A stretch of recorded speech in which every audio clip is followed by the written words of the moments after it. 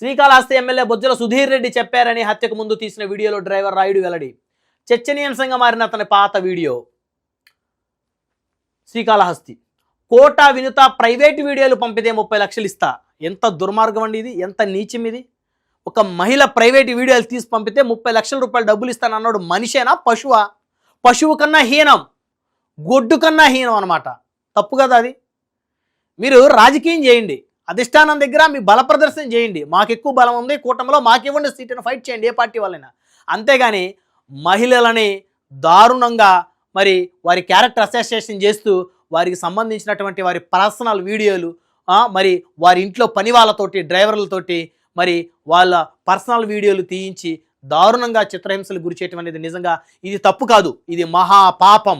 So ఒకసారి చూస్తే వివరాల్లోకి వెళ్తే, శ్రీకాళహస్తి జనసేన ఇన్ఛార్జ్ కోట వినుత ఆమె భర్త చంద్రబాబు ప్రైవేటుగా ఉన్న వీడియోలు, ఆమెకు సంబంధించిన అసభ్యకర దృశ్యాలు పంపితే తనకు శ్రీకాళహస్తి ఎమ్మెల్యే బొజ్జల సుధీర్ రెడ్డి 30 లక్షలు ఇస్తానని చెప్పారంటూ వినుత డ్రైవర్ శ్రీనివాసులు అలియాస్ రాయుడు గతంలో విడుదల చేసిన ఓ సెల్ఫీ వీడియో తాజాగా వెలుగులోకి వచ్చి చర్చానీయాంశమైంది. అంటే ఎవరైనా భార్యాభర్తలు వారికి మరి ప్రైవేట్ లైఫ్ ఉంటుంది కదా, భార్యాభర్తలకి వారికి అంతరంగిక జీవితం ఉంటుంది కదా ప్రతి భార్యాభర్తకి.